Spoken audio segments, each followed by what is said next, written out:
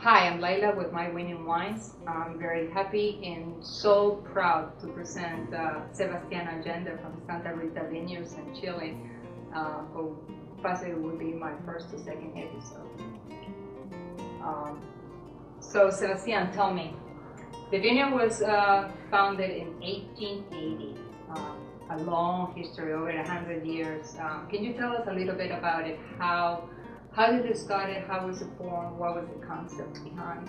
Okay, well, Chile as a country has been growing grapes and making wine since the 16th century, so 1500. So, but really, as an industry, making quality wines with quality grapes, Chile started making these kind of wines in the mid 1800s to late 1800s. And this was when Santa Rita was established. The founder was a very prominent businessman at the time. His name was Domingo Fernandez. And he founded the winery in the heart of the Maipo Valley, bringing in most of the vines from, well, actually all the vines from France. Very difficult enterprise 120 years ago. Especially, yeah. And that's actually where Santa Rita gets its name. If you're familiar, Santa Rita is an Italian saint. She's a saint of lost causes, or the saint of impossible things. And well, Domingo Fernandez, he was a very devout Catholic. But at the time he was founding the winery, there was a serious drought, or he had difficulties with irrigation, and he was about to lose the winery. So he devoted the winery to Santa Rita, the saint of impossible things. And I think he was smart. He was rewarded. So we're still around 120 years ago. Chile has it's a very thin country, very long as well. Very long and thin. And has mountains everywhere. We have. So you have the Pacific Ocean. The Pacific Ocean. On the west, and you have the Andes Mountains on the east. Okay, correct. And in between, there's also another mountain range called the Coastal Range, which separates valleys that have marine influence, and from those who don't have marine influence, which are further towards the Andes Mountains. So actually, you have many different kinds of climates in Chile, even though we're very, very thin. We have microclimates between all these mountains. So we have cooler climates, which are closer to the ocean, and we have warmer climates, which are closer to the Andes Mountains. Let's talk about the Carmenere. Right. Carmenere was originally a varietal grown in Bordeaux. It was probably brought to Chile by mistake at a time when these traditional wineries such as Santa Rita and others were being founded. And it was mixed up with other varietals. So today we grow them separately, so more or less around 15 years ago. But as a varietal, it has some very unique characters. It's the last red varietal to harvest, to ripen. It ripens around 3 weeks after Cabernet Sauvignon.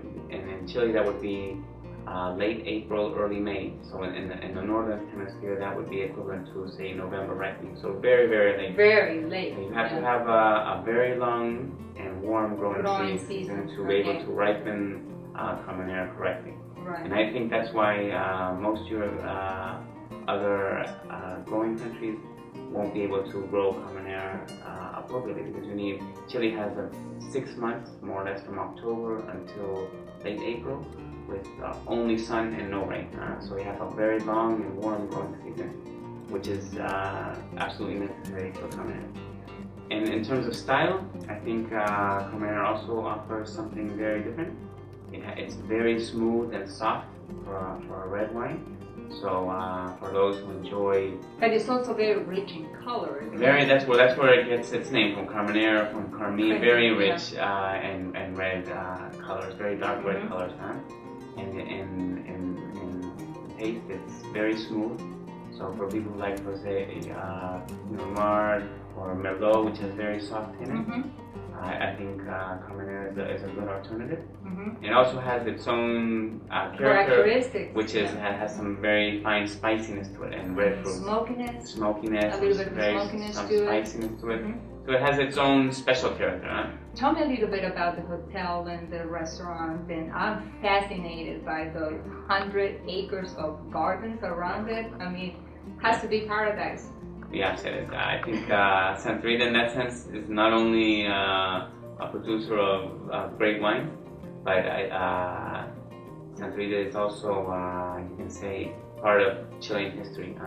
We have within our facilities, we have a restaurant which is open to the public. Doña Paula? Doña Paula, yes. It's the restaurant itself is a national monument. It's a 200-plus-year-old building. Wow. And well, we receive around 30,000 visitors a year at the restaurant, and amazingly, around 70% are from the United States. So a lot of Americans going to Santa Rita. We also have a small boutique hotel with only 16 rooms. 16 rooms only? Which is originally the house of Domingo Fernandez, the founder of the winery. Okay. Is there another a couple of hotels around the vineyard that, you know, if you have more than 16 people, that could be a common? No, then they would have to stay at Santiago, but Santiago is only 40 minutes away. Okay. So it is a day trip. Yes, you can go. You could make a day for the morning. Mm-hmm. You can spend all day. Like you can visit the park, which is around I would say 100 acres, which was planted at the time the winery was founded. So today the trees are century old. So it was very well designed, all by French architects at the time. So very beautiful, and also very new. We have since last year a museum of pre-Columbian art. So really showing artifacts of the natives before even the Spaniards arrived. So going to Santa Rita, you can cover Chilean history from 400 years ago even. So what is the best time to visit the vineyard and be able to enjoy? Summer, of course. Summer, yes. I would say anywhere. So pre-harvest? Any time in summer. I think from probably from December to March would be the best time. It's the best weather. You have nice warm climate, long days, and a beautiful climate to sit on the porch and enjoy Sauvignon Blanc, for example. Can you see the mountains from the vineyard? Yes, definitely. We're right at the foothills of the Allende, so you can see the mountains around. Wow. What a treat. Quite a treat. Should we start engaging our senses and try to taste some of this wine? Well, this is the first wine is this is the 120 Sauvignon Blanc. Not many people know, but Chile is actually one of the largest producers of Sauvignon Blanc in the world. And with the new discoveries of valleys such as Casablanca 15 years ago, we've been working with clonal selections of Sauvignon Blanc and really planting these in very cool climate areas. And as a result, we've been able to produce Sauvignon Blanc with a very fresh character, very fresh and crisp with very citric aromas to it. But I also, it's very distinct to me, the taste of, not the taste, the smell of geranium leaves. Yeah? Or tomato leaves. That's very characteristic of Sauvignon Blanc. Oh my God, the nose just throws you right into.